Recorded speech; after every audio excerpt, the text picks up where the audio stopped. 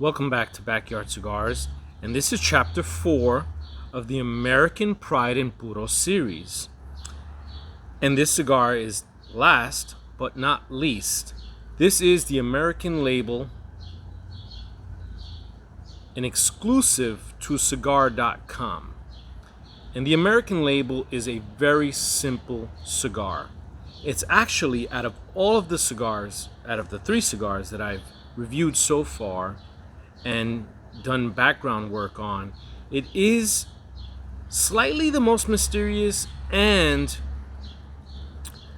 the cheapest. So this was purchased from cigar.com, and it was one of the first cigars that came to my attention as being an American Puro. It didn't get the splashy reception or launch that the American Toro got, or even the FSG cigars by Corona Cigars. It didn't get that type of treatment or exposure, but yet it was one of the first on my radar. And you can buy a 5-pack for $20, and they come shrink wrapped. So the shrink wrapping kind of gives them this very weird shape. It feels like it wants to be a box press, but it's not quite a box press, but it's not quite round. It almost feels like someone just kind of laid them on their side and put something heavy on them.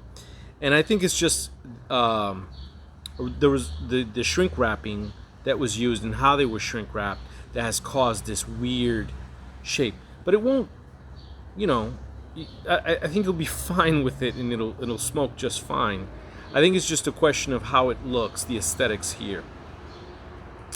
It's very simple band, and of course it's reversed, but it says American label. And let me tell you about it. The specs on this cigar are Connecticut shade Corojo, okay? The binder is from Wisconsin, and the filler is Connecticut Broadleaf and Pennsylvania Broadleaf. That's the filler. It's billed as a medium-bodied cigar, mild strength, but full of body, full of flavor. I've smoked it before. And I've smoked it with a group of people who had the chance to sample it as well, and they all thought that it was a very decent smoke. But I want to give you my full perspective. I, at the time, was with a group of people. I wasn't really thinking too much about the cigar. I was just, having a good time. And so the next step is to really explore this cigar just a little bit more. They haven't, I called cigar.com. They could not tell me when this cigar launched. Maybe I was talking to the wrong guy, wrong person. But they couldn't tell me. Now, I said to them, look, I'm doing this series for YouTube, and you guys make a claim on your website that you were the first company of any of the other companies, the first to introduce an American Puro since, I don't know, I'm going to say the last American Puros that you found were more than likely in the 50s, 60s, and 70s. And in 50s, 60s, and 70s is when they were in sharp decline, and you could barely find an American Puro. But you could find them. And to some degree, even before these cigars arrived, you could still find some cigars that were American Puros. You might not like them, they might not be very appealing, but they were out there. With these, you have a more premium type cigar, right? The last time you could really find really good American-made cigars was, of course, during the early 1900s, 20s and 30s, up until the 40s, when you had great tobacco coming out of Louisiana, Florida, Georgia, Wisconsin, and to some extent you could even consider some of the tobacco coming from Puerto Rico. like I said, had been kind of lumped into the whole domestic grade tobacco. But we're going to take a look at this one, and I'll be right back. Okay, so in 1899, June 4th, 1899, the Northern Budget of Troy, New York, printed a story called A Cigar Story. Tobacco has come to become more of a necessity than a luxury. And because it's such a small print and I was really unable to blow it up so that I could read it properly, I read it with my magnifying glass before I came out here, and I'll give you the summary. This writer is basically putting forth an article talking about the benefits of cigar smoking, not necessarily in a medical sense, more as a tranquilizer, something to relax with, something to take it easy with. He delves into topics about women smoking and how he doesn't really like it, but he accepts that women are driving the cigarette craze, and that older women have been seen with cigars and have a very good disposition. Sort of some stuff that is kind of sexist and outdated. But one of the things that he does touch on is the native leaf, and how the differences between the native leaf, specifically from Florida, Key West, the American Puros coming out of Key West, were of high grade. Such high grade that he even put them above the Cuban cigar.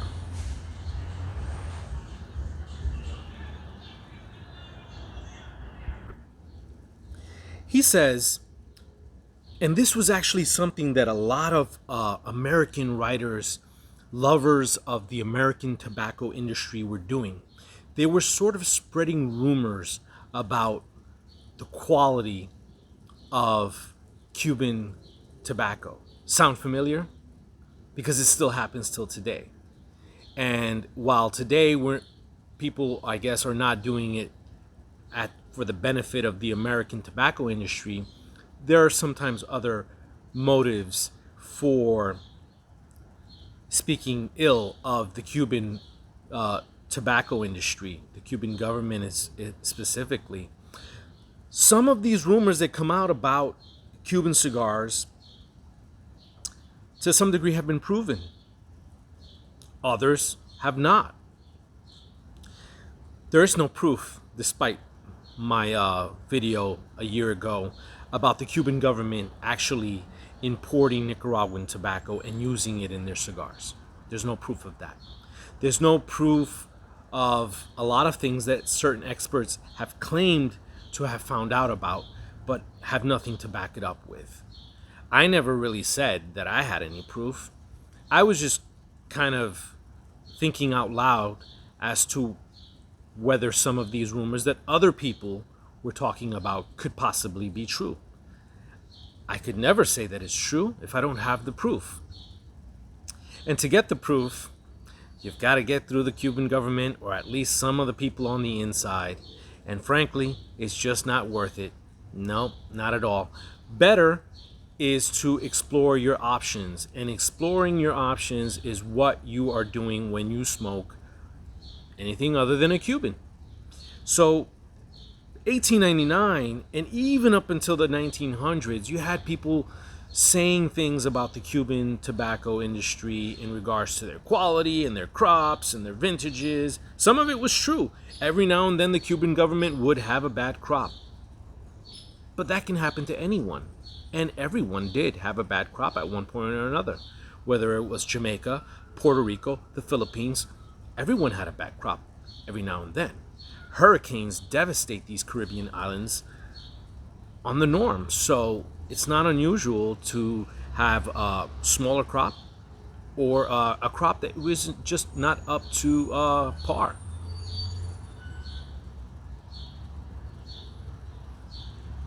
One of the main rumors that was spread during this time, especially in this particular article in 1899, there is no specific writer here, is that The Cuban cigar did not employ binders. That's right. They go on to say the differences between the American manufacturers, the American Puros, and how they would use a binder to perfect the cigar's smokability and overall flavor profile, but that the Cuban market simply and they kind of refer to the entubal method, where they describe it wrong, of course, because this is just propaganda and it's for the benefit of the American tobacco industry, to say that the Cuban market isn't using binders. They're just taking leaves and then wrapping them and folding them in a way that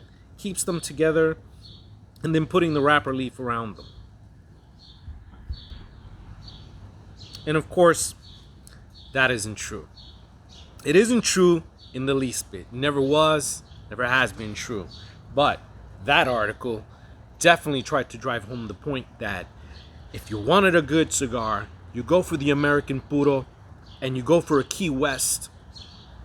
And the thing about it is that some of these Key West cigars still had Cuban tobacco in them. They weren't all American Puros. They were being made in America, which for this writer and for a lot of other writers was just good enough for them. As long as they were being made in America, they didn't necessarily have to be American Puros, but all the better if they were. All the better. Now, back in those days, if you needed a good cigar, you went to your pharmacist, you went to your druggist, and these were the places that you'd go to. Yeah, you had tobacconist shops, yes, but you also could go to your pharmacist. And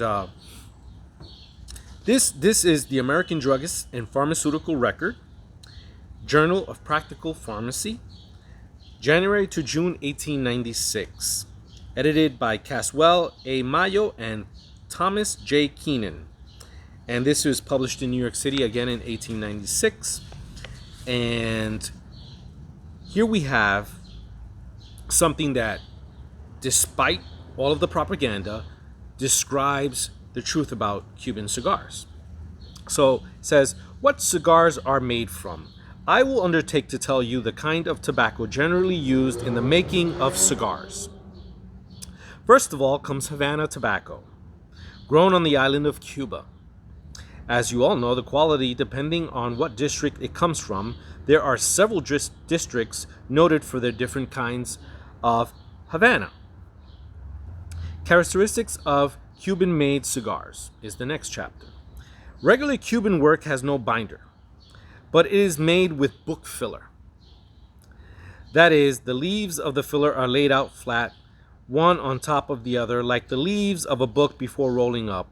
The tendency of the moist tobacco is to swell up and burst the binder and wrapper, and many American-made cigars have two binders to prevent this. So they start off saying the truth, and then they just kind of go into the whole myth part about the binder and how American cigars have two binders. Now, I gotta point this out real quick. The whole double binder thing originated in Cuba. Nowadays, when you find double binders on certain cigars, it's because they are made by old school Cuban guys like Jose Pepin Garcia from My Father's Cigars, who loves to use double binders on his cigars. In particular, the American Puro that I reviewed by Corona Cigars, the experimental, had a double binder. And that's just one thing here, right? So, American cigars of better quality have only one. So now they're saying, hey, the better cigars only need one because they're that much better. The Cuban cigar makers use the book fillers and no binders, for each leaf of the filler acts as a binder for every other leaf. The cigar with a book filler draws easier, burns more evenly, and holds fire longer than the cheaper cigars. The long filler is made of leaves made nearly the length of the cigar, while the short filler is made up of smaller leaves and clippings. Of course, the long filler draws easier and burns more evenly than a short filler. In Havana, cigars are made in 4 grades of colors. The tobacco is assorted before it goes to the cigar makers. Dark fillers and dark wrappers to go together, and light fillers and light wrappers are worked together. A good Havana should hold fire from 3 to 5 minutes. Some Havanas will not hold fire 1 minute. Havana tobacco will never burn up by itself, but domestic tobacco will. A light-colored cigar will burn faster than a dark-colored cigar. A domestic cigar smokes better when aged about 2 or 3 months. They are apt to taste bitter when fresh, while a Havana cigar is sweeter when smoked nearly new. A domestic cigar smoked fresh is apt to draw together and prevent a draft, while a Havana cigar properly made does not draw together. And then it goes on to talk about how cigars are darkened in terms of fermentation. But a lot of that information here is just hogwash. That's what it is. It's hogwash. It's mixed in with some truth. But it is a clear attack on the Cuban market. And while pointing out some of the shortcomings of the American cigars, it really highlights its superiority, at least in my opinion. And you know, this is a pharmaceutical record that really goes into telling a pharmacist how he should maintain his cigars and so forth, and how he should keep them humidified. So there's just some funny things in here. We can touch base on these things at a later date, but that Cuban binder myth was something that happened quite a lot.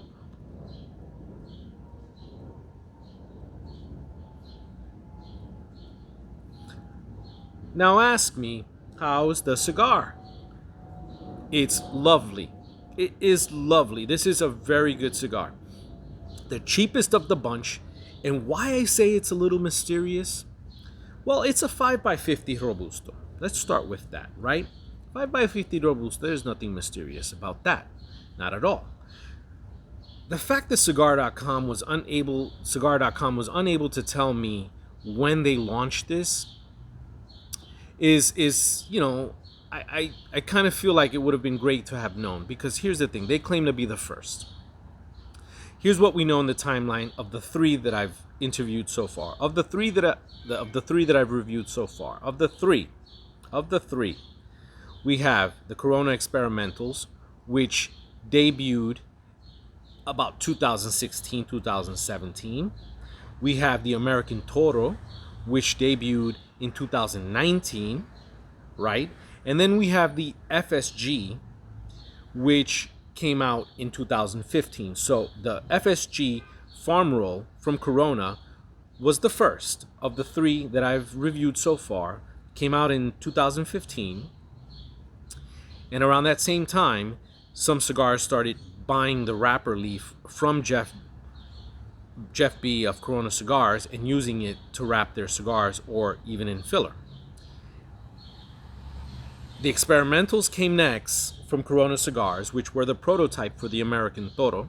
The American Toro, as I just mentioned, debuted in 2019. A lot of people got a chance to get a hold of them in early 2020. And then we have this one. This is the 4th cigar in the series.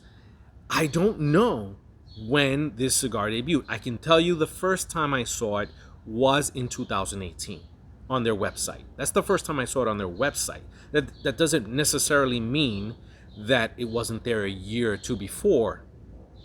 But 2018 is as far back as I can go with this cigar. So doesn't really make it the first, but doesn't make it the last either. Nice cedar hints, sweetness to the cigar, a light pepper note.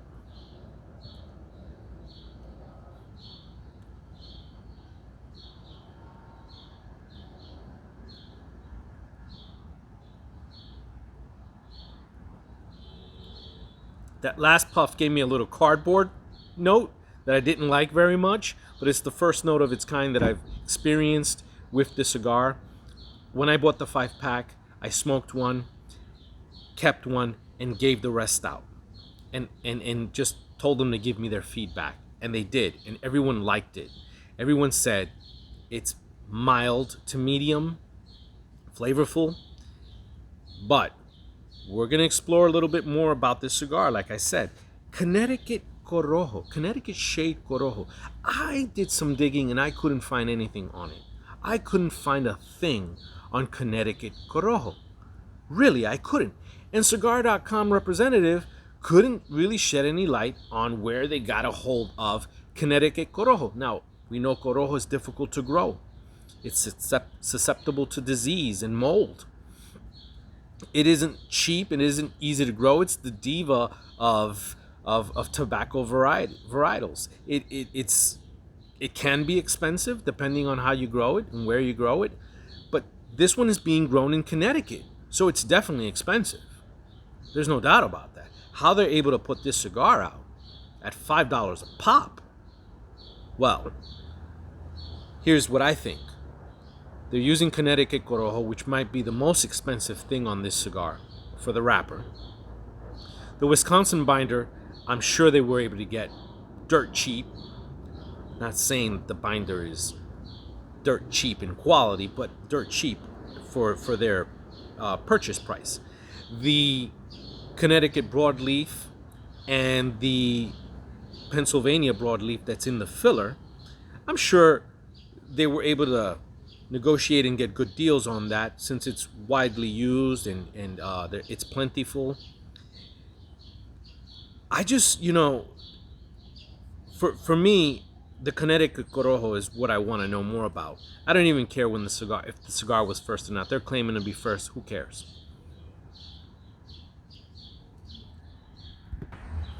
So what I have here is a little bit of a pamphlet, and it's just some information from the Complete Idiot's Guide to Cigars, the second edition, which I think was released sometime in the 1990s. And in it, there's a little small section that says blowing smoke. A common misconception is that Cuban cigars are made only with a wrapper and filler without a binder. It's virtually impossible to make a good cigar without a binder, and all Cuban handmade smokes use the same elements in construction as cigars all over the world. So I just wanted to point that out because when I read that, I said, could there have been some truth to it at that time? Which I clearly did not believe there was, and of course there wasn't.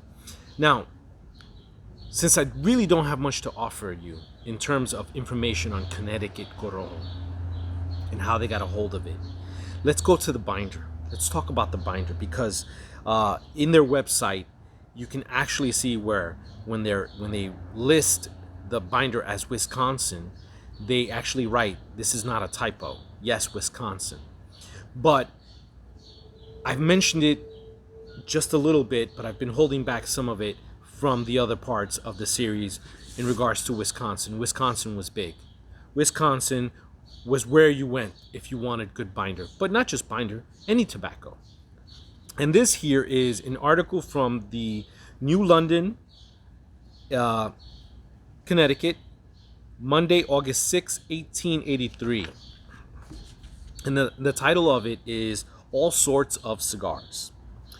And the gentleman writes on, there are many hundred factories of all kinds in the city, and they turn out thousands on thousands of all sorts of styles. It is becoming known that Chicago cigars are about as fine as any, and even excel imported by reason of their superior make and shades.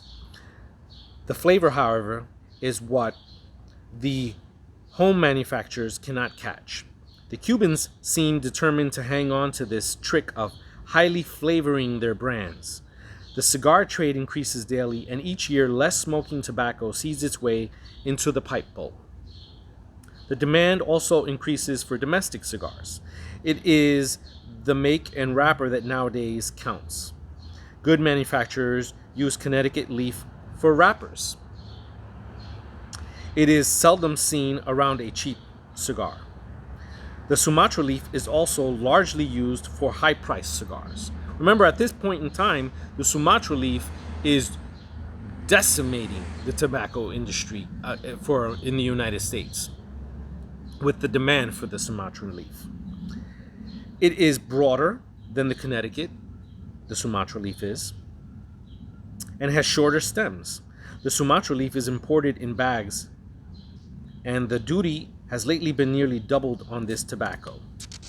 You see, they try to tax it and make it cost much more so that manufacturers would just stick with the American tobacco, but that didn't really work. They paid because the consumer wanted that. So that's what it came down to.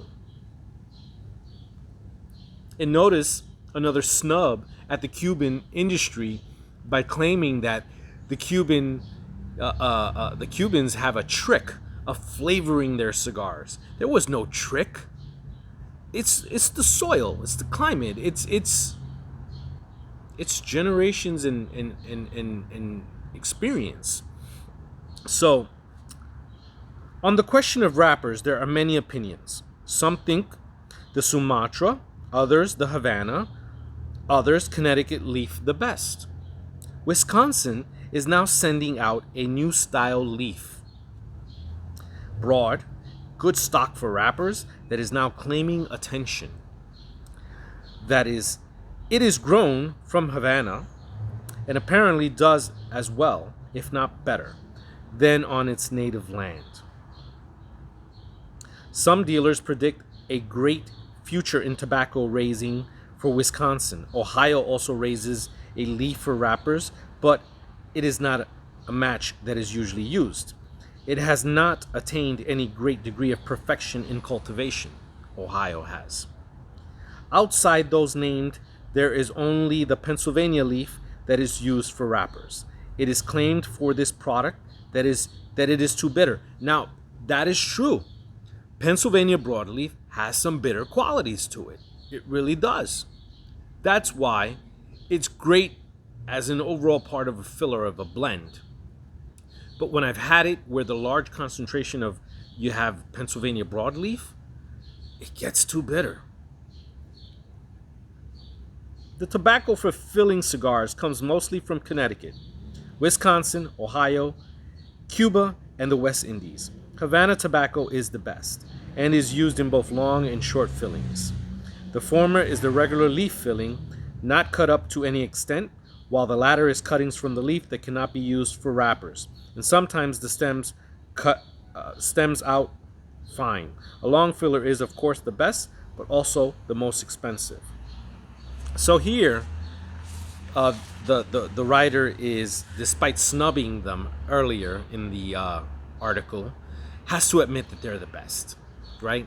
Or feels inclined to say that. Fine.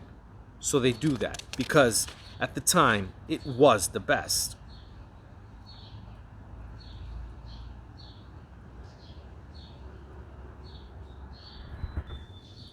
Now the aroma on this cigar is really good. It's really good. Very pleasant, very aromatic. I love it. It's decent. It's not burning slow, but it's got a nice pace to it. And for a $5 cigar, yeah, I'll be ordering more. That's for sure.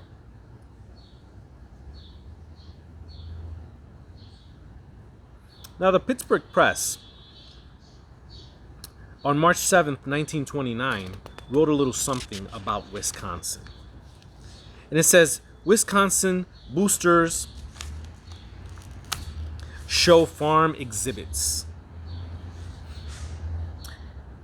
One never thinks of Wisconsin as a tobacco growing state, but an array of tobacco brings the information that Wisconsin grows more than one half the cigar binders in the United States.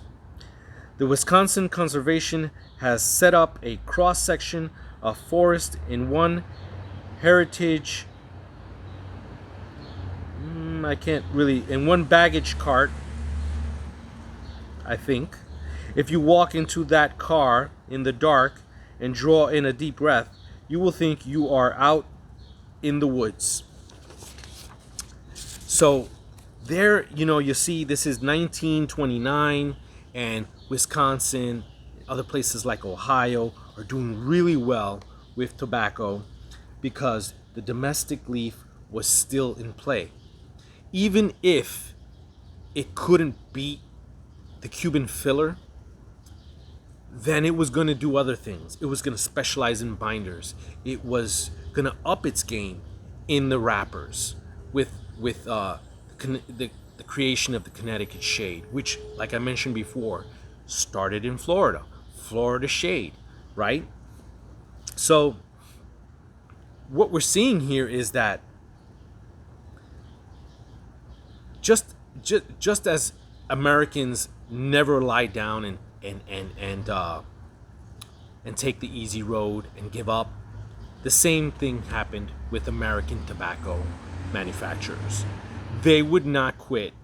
They would not stop trying. And even till today, my series and everything that I've talked about, as well as the cigars that I've smoked, are proof that to this very day, there's hope for the American tobacco manufacturers and the American tobacco that we are currently growing.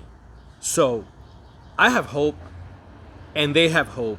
Now, as cigar smokers, we have to make the choice whether we're going to give them a chance, right? That's what we need to find out, if we're capable of doing that. Now, the Telegraph, on November 6, 1959, now we're moving along now to the 1950s, Crawford County, birthplace of good cigars. So, it is a little known fact that the southwestern Wisconsin is a major cigar tobacco producing area. The much larger tobacco growing farms in the Carolinas and Kentucky are chiefly cigarette tobacco sources. I think this says about 85%, could be 95% of the tobacco grown in the nation is channeled to the cigarette industry. Of the remaining 5%, so that would be 95%, the raw material for quality cigars is grown either in Wisconsin or in the Connecticut/Massachusetts area. All of the Wisconsin tobacco is the binder leaf type, just like the one in this cigar, which is the leaf that comes between the outside wrapper leaf of a cigar and the inside filler material. Okay? So we're finding here that Wisconsin, they had carved themselves a little spot here where they were going to sell the majority of their tobacco as binder leaf by the 1950s, whereas in the 20s they were still doing a lot of wrapper. And now, hey, look, we're going to sell what we have, and we have binder leaf. So they go on to say, today tobacco buyers purchase wind-torn leaves and small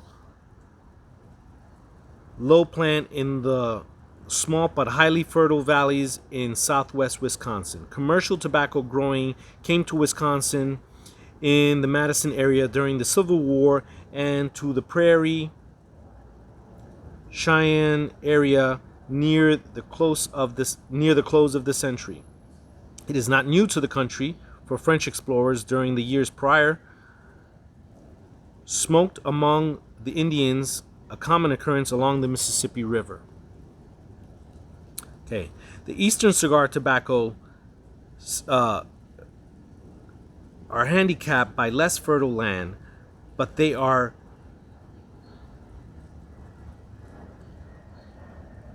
much of the tobacco farming in Wisconsin has gone far beyond hand stage of backyard gardening. Close contact with each leaf brings a feeling of pride to the high-grade tobacco farmers. A feeling of pride. And forgive me for the previous paragraph where the letters were just too small and I couldn't make it out. Even though their product is in less demand because of the filler and the synthetic leaf, the Wisconsin tobacco farmers still aim for high-grade leaves, the kind wrapped around the 50 centers. The 50 centers were the more expensive cigars. They wanted their tobacco to be on the more expensive cigars. They aimed high to grow high-grade tobacco. They had a lot of pride in what they were doing, even if they were handicapped at times. That's the American spirit for you. Now, when they talk about the synthetic leaf, they're really talking about homogenized wrappers and the creation of these wrappers that were basically being created by machine. And this is 1959, right? So then we move along to August 11th, 1960. And this is a newspaper by the name of The Day. What's inside a cigar? Because things are in turmoil in Cuba, news stories may lately have suggested that the U.S. cigar smoker will soon be mumbling to himself as he tries to enjoy a third-rate type of smoke. Cuban wrapper and filler will soon be unavailable if things really get tougher in Cuba.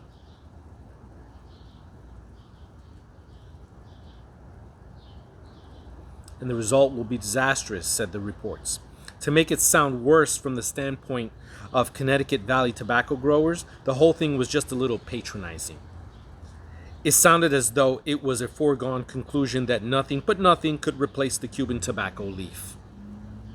To say that some of the valley growers are peeved about this notion is putting it mildly. True, some cigars are now made in this country have Cuban tobacco, usually Havana filler and Connecticut shade grown wrapper, or for that matter, broadleaf wrapper. Cigars consist of filler, binder, and wrapper, and good clear Havana unquestionably makes an excellent cigar. But it is also true that the growers say that some of the finest tobacco in the world is grown in the United States. About 3/4 of all the filler used in the 7 billion cigars made annually in this country, it is pointed out, is American grown. That is, some of it comes from Puerto Rico, but the remainder is grown in the continental United States. Excellent wrapper. Tobacco used all over the world for the outside of cigars. Is grown under cloth in Florida and Georgia as well as in the Connecticut Valley. This shade-grown wrapper with proper filler and binder is used to manufacture many of the finest cigars available. So Fidel may have a fine Cuban cigar sticking out of his face most of the time, but there is little reason to believe that the American citizen who likes a cigar can't have an equally good one between his teeth, made from American tobacco throughout. And as for Connecticut, great numbers of cigar smokers will pass up Cuban tobacco anytime for valley-grown broadleaf. The cigars made from this tobacco may not be pale khaki with a touch of green in color. In fact, they may look decidedly dark to the uninitiated, but the satisfaction is in the smoking. That's right. The satisfaction is in the smoking. Remember that before, articles that were chastising the American smoker for wanting lighter cigars instead of choosing to smoke the Connecticut Broadleaf, which is darker, because the trend changed, right, from a dark cigar to a milder, to a lighter colored cigar, and Americans were being chastised for that. And nowadays, how many manufacturers, regardless of where they're from, Nicaragua, Honduras, wherever, are using the Connecticut Broadleaf? Everybody's using the Connecticut Broadleaf. So Connecticut Broadleaf is out there, right? Connecticut Shade is out there, right? And now we have a resurgence of the Pennsylvania Broadleaf. Listen, this ain't over yet. This is not over yet. This is pride that I have in my country to produce an American Puro, which has been done, and hopefully everyone else can get an idea of what this is like. This is, why do you think Cuba, their thing is the Cuban Puro, right? What that's what they build their brand on, the Cuban Puro. Everything from Cuba, Cuban pride. They wouldn't be as proud if they were blending in some Nicaraguan tobacco, as good as it may taste, as appealing as it may be. They made their bones on everything from Cuba. And we love them for that. And that's what we want to smoke when we either go to Cuba or when we buy a Cuban. We want all Cuban. Why can't we have the same thing in America? Why can't we carve out our own little, it doesn't mean we stop smoking other cigars, remember? It doesn't mean that. It means we appreciate what we have here, which is great. And now, mind you, at the beginning of this article, the Connecticut Valley growers were pissed off. That's right. They were like, what are we? Chopped liver? What are we? What are you trying to say? Oh, Cuba's got problems. No one's going to be able to get Cuban cigars. Ooh, boo-hoo. What do we have? We've got top-grade tobacco. That's what we've got. And we don't just got one kind. We got a variety. At this point in time, this is 1960. Florida is still growing Florida shade-grown tobacco. Big old Cuban. That's what they called it. And you've got all of these other regions, like Wisconsin, still thriving. 1960. Seems like a long time ago, but it really wasn't. And they had a right to be upset because the Connecticut Valley growers were working their ass off. And their tobacco was being used on some of the most primo cigars that you could buy. So why would you say, or why would you even think that the American smoker was going to be shortchanged and left out in the cold just because Cuba was having problems? There's that American pride again. Don't tread on me, right? How dare you say that we are not an option? How dare you say that we cannot fulfill the demand and meet the level of excellence that any other country has met? Because we can. And we have, and we will continue to do so.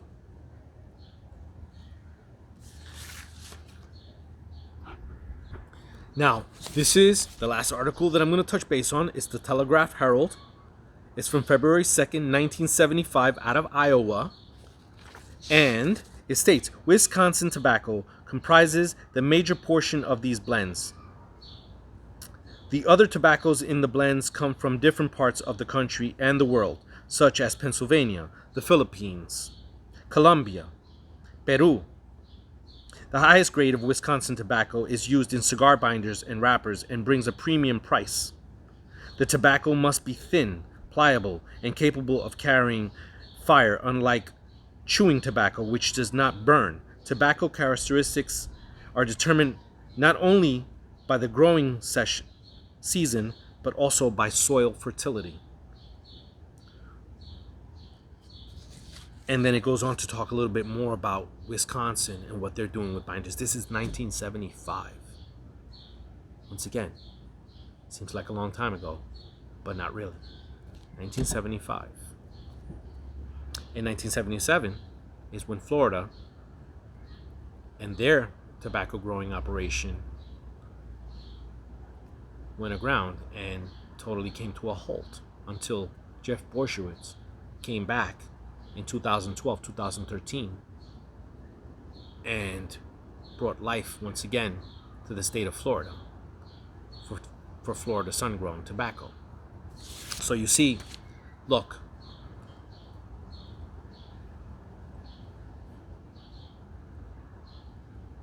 the American Toro was about $16, $17.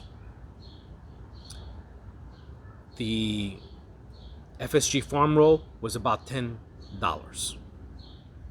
The Experimental was about $13 to $15. This is $5. It can be done cheaply, and it can still be offered on another level that might attract certain buyers. Because you have some cigar snobs out there that would say, I'm not smoking a $5 cigar. I don't care. And plus, it's an American Puro. What the hell do I know about an American Puro? What good qualities could an American Puro have? Listen, man, we've been smoking American tobacco longer than we think. And more so lately, in the last 10, 20 years, than we've probably done so 30 years before that.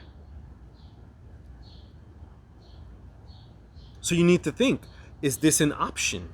Is this something that we can get behind? Okay, well, maybe you're watching this video and you say, I'm from Canada.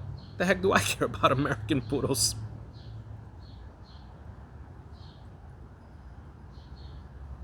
Well, if you're from Canada,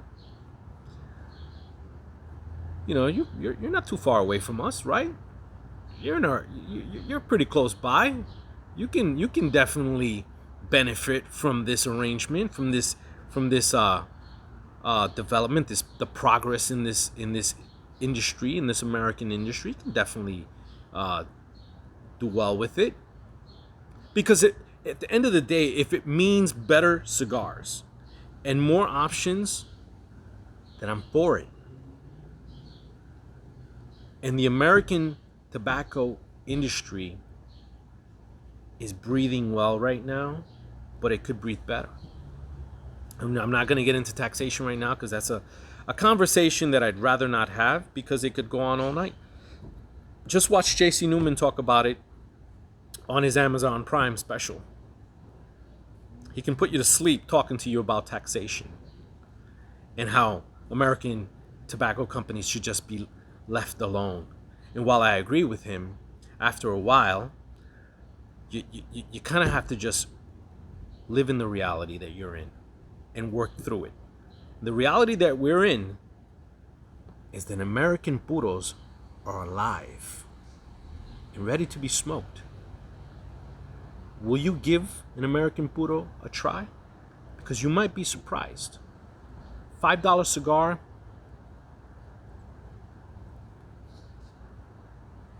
heading into an upstate. I've gotten a little bit of hay. I've gotten a little bit of cedar in the beginning, some sweetness, pepper notes, slight earthiness to it. It's been an excellent cigar, as all of the American Puros that I've smoked have been. And some I've liked a little more than others. But what I ask of you today is to open your minds. Open your minds and give an American Puro a try. And I will say one more thing, because it can't be not said. And that is, sometimes when you're doing research, certain things fall and slip through the cracks. In reality, since the 1970s, the first American Puro was not the FSG Farm Roll back in 2014-15. It was not the Experimental. It was not the American Toro. And it was not this one, whether this one was 2017 or 18 or 19. No, it wasn't. The first one was by Gran Habano Cigars. George and Guillermo Rico of Gran Habano created a cigar that was called the American, I think it was called the American Classic. I'm not sure. But it was made with Connecticut Broadleaf, Pennsylvania Broadleaf, and it had a filler of Connecticut Broadleaf. And this was by Gran Habano Cigars, right? We know them. George Rico, Guillermo Rico. They introduced this cigar back in 2012, I believe. So, kind of close with the FSG Farm Roll, but I don't think the FSG Farm Roll was out till 2015. So, this cigar was 2012, 2013, and it's now discontinued, and it's the reason why there is no Chapter 5 in the American Puro series. That would have been American Puro number 5 and would have created another chapter for this series. I reached out to Gran Habano and let them know that if they had any laying around, all I needed was one. I explained the series and everything that I'm doing with the American Puro. And they haven't reached back out to me, but it's only been a few days. So hopefully, if at some point in the near future I get a package in the mail with a Gran Habano American Classic cigar in it, then there will be a chapter 5. Another honorable mention goes to, and only slightly honorable, Mr. Bradley, Mr. Rubin. And this is a cigar that was given to me actually the day before yesterday. Now this Gordo 6x60, a gift given to me a few days ago, raised some eyebrows. Because I said, did I leave one out? Did I actually not find out that Alec Bradley produced an American Puro? But when I went on their website, what I found out was something different. The American, this is actually called American Sun-Grown Blend by Alec Bradley. And so the idea with this cigar, I mean, there's very little American in here, other than perhaps some Connecticut Broadleaf, but it's Nicaraguan mostly, with some Honduras. The idea was that Alan Rubin was having a conversation with his father or one of his family members in regards to what cigars were like back in the old days, in the 50s and the 60s, Key West cigars and so forth. And he came up with an idea to make I guess what you would call a replica of what that cigar would taste like. I love you, Alan Rubin, and I love Alec Bradley, but it may taste good. It may taste good. I haven't reviewed it. When I do, we'll find out about it. But you didn't need to do this. If you wanted to actually do something like that, then you should have used all American tobacco. That's what you should have done. You shouldn't have said, I'm gonna make a facsimile of what I thought or what someone else thought American cigars tasted like back then, and using Nicaraguan tobacco and so forth. I love Nicaraguan tobacco, but no. The last honorable mention that I will give is to Camacho barrel-aged cigar, which would be an American Puro, except for the fact that they use some Honduran tobacco in the blend, in the filler. If it were not for that Honduran tobacco, that particular cigar, the barrel-aged version of Camacho, would be an American Puro, because it even uses some of that Kentucky tobacco in it. So, close, but no cigar. Once again, folks, I want to thank you for the time that you've invested in watching this series and the patience that you've had as I've read through certain articles. And I want to thank you all for tuning in and opening your minds about what an American Puro represents, what it means to us Americans, this one in particular, and what it has to offer, not just Americans here at home, where I'm at, but abroad and on a global level for all cigar smokers across the globe. And I thank you from the bottom of my heart, with all my love, from Backyard Cigars.